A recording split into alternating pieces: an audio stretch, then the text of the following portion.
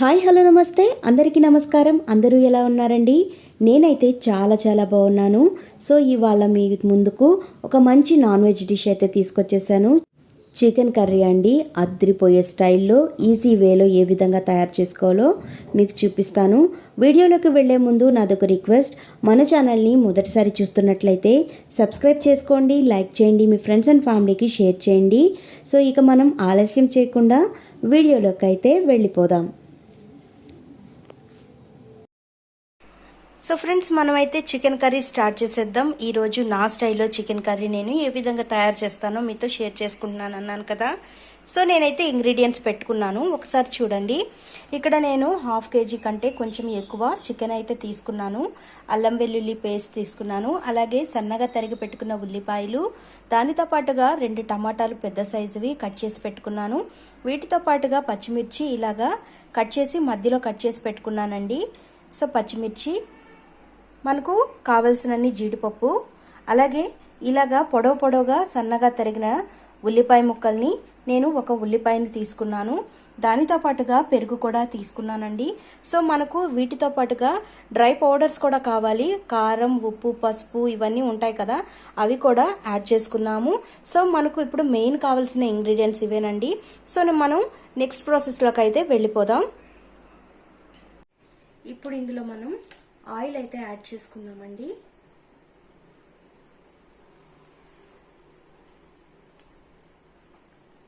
ఇప్పుడు మనం చికెన్ కర్రీలోకి ఒక మసాలా అయితే తయారు చేసుకుంటున్నామండి. ఆ మసాలా కోసమే ఇప్పుడు ఆయిల్ అయితే యాడ్ చేస్తున్నాను. సో ఆ మసాలా ఏ విధంగా తయారు చేసుకోవాలో నేను మీతో షేర్ చేసుకుంటాను. ఆయిల్ కొంచెం కాగింది అనుకున్నప్పుడు మనం ముందుగా పొడవుగా కట్ చేసి పెట్టుకున్నాం కదా ఉల్లిపాయ ముక్కలు, వీటిల్ని యాడ్ చేసుకోవాలి.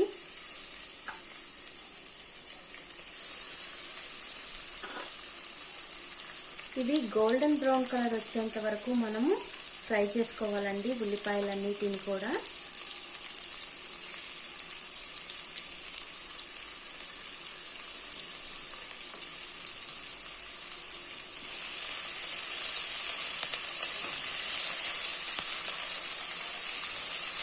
మనకైతే ఆల్మోస్ట్ కలర్ అయితే చేంజ్ అయిపోయిందండి.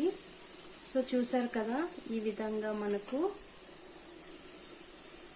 మనకు ఫ్రై అయిపోయిన తర్వాత ఇవన్నీ గిన్నెలోకి తీసేసుకున్నాము. స్టవ్ ఆఫ్ చేసేసుకొని ఆనియన్స్ చల్లారాక జీడిపప్పుని యాడ్ చేసి మెత్తగా గ్రైండ్ చేసుకొని ఒక స్మూత్ పేస్ట్ అయితే రెడీ చేసుకోవాలి. సో మనకు మసాలా రెడీ అయిపోయింది. ఇప్పుడు మనం ఇదే ప్యాన్లో కొంచెం ఆయిల్ యాడ్ చేసుకోవాలి. సో కొంతమంది ఆయిల్ ఎక్కువ తినే వాళ్ళు ఉంటారు, కొంతమంది తక్కువ తీసుకుంటారు. సో మనకు ఎప్పుడు కూడా నాన్ వెజ్లో కొంచెం ఆయిల్ ఉంటేనే ఆ టేస్ట్ అనేది వస్తుంది ఆ రెసిపీకి. సో ఇందులో మనం జీలకర్ర కొంచెం యాడ్ చేస్తున్నానండి.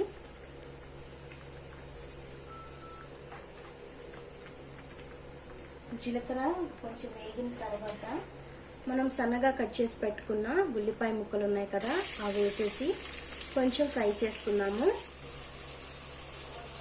ఉల్లిపాయలు వేసేసాం కదండి.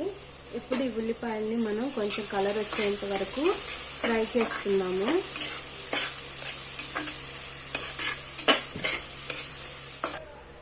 సో మనకు ఉల్లిపాయలు వేగిపోయాయి కదా, ఇప్పుడు మనం అల్లం వెల్లుల్లి పేస్ట్ అయితే వేసుకున్నామండి. ఇది ఓన్లీ అల్లము వెల్లుల్లిపాయలే పేస్ట్ చేసుకున్నాను. ఫ్రెష్గా నూరుకున్నది అయితే మనం యాడ్ చేసుకుంటే చాలా బాగా రుచి వస్తుంది కూరకి. సో మనం స్టాక్ చేసి పెట్టుకున్న వెల్లుల్లి పేస్ట్ కానీ వేసుకున్నామంటే అంత రుచి అనిపించదు. సో ఎప్పుడు కూడా మనం వంట చేసుకునేటప్పుడు ఫ్రెష్గానే అల్లం వెల్లుల్లి పేస్ట్ వేసుకుంటే బాగుంటుంది.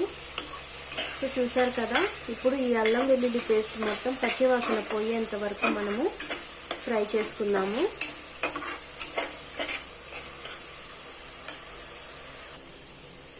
సో మనకు అల్లం వెల్లుల్లి పేస్ట్ అయితే పచ్చివాసన అయితే పోయిందండి. సో ఈ అల్లం వెల్లుల్లి పేస్ట్ పచ్చివాసన పోయి మనకు మరిగిపోయింది. ఇప్పుడు ఇందులో మనము చికెన్ అయితే యాడ్ చేసేసుకున్నాము. నేను చికెన్ని మంచిగా క్లీన్ చేసి పెట్టుకున్నానండి, నీట్గా కడిగి పెట్టుకున్నాను. సో ఈ మిశ్రమాన్ని మనం వేసేసుకున్నాము. సో చికెన్ వేసుకున్న తర్వాత మనం నీట్గా అయితే కలిపేసుకున్నాము. ఈ చికెన్లో ఉన్న నీరు మొత్తం మనకు బయటకు వచ్చేస్తుందండి. సో బయటకు వచ్చేసిన తర్వాత మనం నెక్స్ట్ ప్రాసెస్లోకి వెళ్దాం. ఒక 2 నిమిషాలు సన్నటి మంట మీద మనం ఈ అల్లం వెల్లుల్లి పేస్ట్ ఉల్లిపాయల మిశ్రమంలో ఈ చికెన్ని బాగా ఉడికించుకోవాలి. ఒక 2 నిమిషాలు, ఎందుకంటే ఆ చికెన్లో ఉన్నటువంటి నీచు వాసన అంతా పోతుంది. సో ఇప్పుడు మనకు చికెన్ అయితే బాగా ఫ్రై అయ్యింది కదా. ఇందులో ముందుగా మనం కట్ చేసి పెట్టుకున్నాం కదండి టమాటోస్. ఆ టమాటోస్ని అయితే యాడ్ చేసేసుకున్నాము.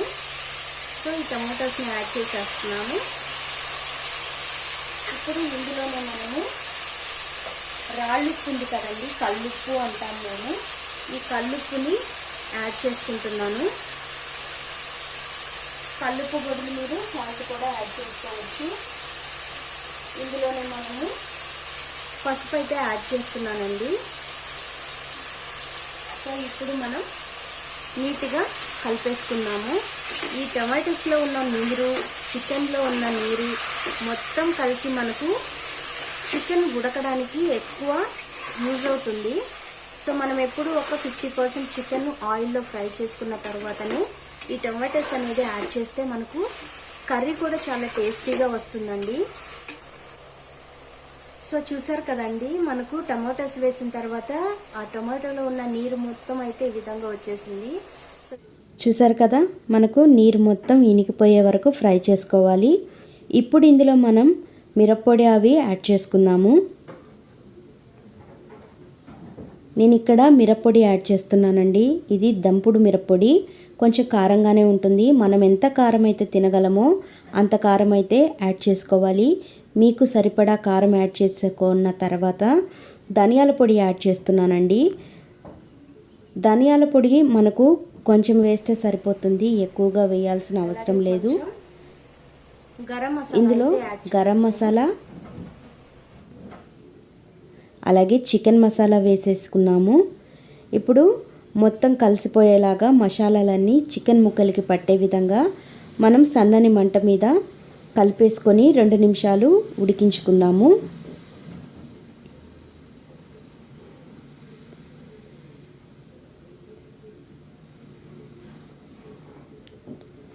ఈ విధంగా మనం మధ్య మధ్యలో కలుపుకుంటూ ఉండాలండి. ఎందుకంటే అడుగు మాడిపోకుండా ఉండాలంటే మధ్య మధ్యలో మనం ఇలాగా కలుపుకుంటూ ఉండాలి.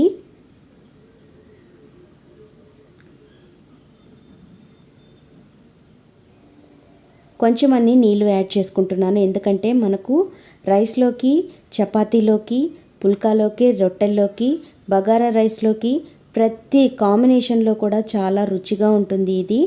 అందుకనే నేను కొంచెం నీళ్ళు యాడ్ చేసుకున్నాను, గ్రేవీ కావాలి కాబట్టి. ఇందులోనే కొంచెం కరివేపాకు కూడా యాడ్ చేస్తున్నాను. నీళ్ళు మనం కొంచెం అవసరం అనుకుంటే ఇంకొంచెం కూడా యాడ్ చేసుకోవచ్చండి. ఇప్పుడు ఇందులో మనం ముందుగా తయారు చేసి పెట్టుకున్నాం కదా మసాలా, బ్రౌన్ ఆనియన్స్ అలాగే జీడిపప్పు పేస్ట్ని ఇందులో యాడ్ చేసేస్తున్నాను.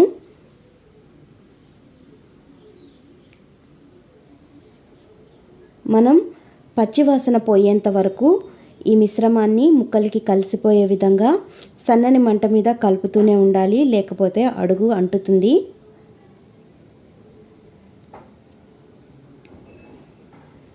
సో ఆయిల్ అంతా పైకి తేలింది కదా, మనకు కూర ఆల్మోస్ట్ రెడీ అయిపోయింది. ఇప్పుడు నేను ఇందులో ఘాట్లు పెట్టుకున్నటువంటి పచ్చిమిర్చిని యాడ్ చేస్తున్నాను. సో ఈ విధంగా వేస్తే అన్నంలో నంచుకొని తినడానికి చాలా బాగుంటుంది. చాలామంది ఈ విధంగా అయితే ఇష్టపడతారు. మనం ముందుగానే వేసేసాము అంటే పచ్చిమిర్చి చిదురుబుదురు అయిపోతుంది, కాబట్టి నేను ఆ టైంలో వేసుకుంటున్నాను. ఇప్పుడు మనకు రుచికి సరిపడా పెరుగు వేసుకుంటున్నానండి. పుల్లటి పెరుగు వేసుకోవచ్చు, లేదంటే ఫ్రెష్ పెరుగైనా వేసుకోవచ్చు. నేనైతే ఇక్కడ 1/2 కప్పు పెరుగు అయితే తీసుకున్నాను. మొత్తం కూర కలిసిపోయింది. మూత పెట్టి కొద్దిసేపు ఉడికించుకుంటాను. సో ఇప్పుడు మూత తీసి చూద్దాము. మనకు కర్రీ అయితే రెడీ అయిపోయిందండి. ఆయిల్ అంతా పైకి తేలిపోయింది కదా. సో ఇప్పుడు ఇందులో మనం కొంచెమంతా కొత్తిమీర యాడ్ చేస్తున్నాను. సో చాలామంది కొత్తిమీర కాడలు అయితే యాడ్ చేయడానికి ఇష్టపడరు. ఖచ్చితంగా యాడ్ చేయండి, ఎందుకంటే కొత్తిమీర కాడలో విటమిన్ సి ఉంటుంది కనుక మనకు ఆరోగ్యానికి మంచిది. ఇక్కడ చూసారా, పచ్చిమిరపకాయ కూడా మనకు బాగా ఉడికిపోయింది కదా, చూస్తుంటే తినాలనిపిస్తుంది. సో మనకు నంచుకొని తింటే రైస్లో కానివ్వండి, చపాతీలో కానివ్వండి, బగారా రైస్లో కానివ్వండి అత్తిరిపోతుంది. ఇప్పుడు మన కూర అయితే రెడీ అయిపోయింది. మనం ఈ కూరని డిష్ అవుట్ చేసేసుకుందాం.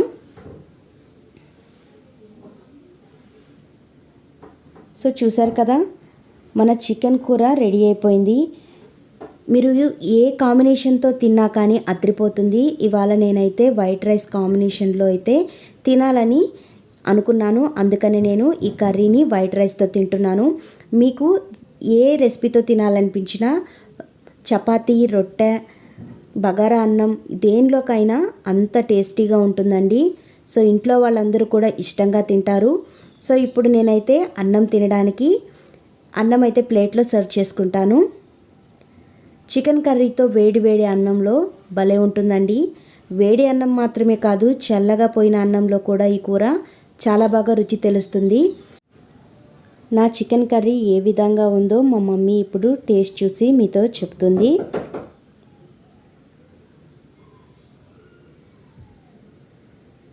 ప్రతి ఒక్కరు కూడా ఒకసారి ఈ స్టైల్లో ట్రై చేయండి, చాలా బాగుంటుంది.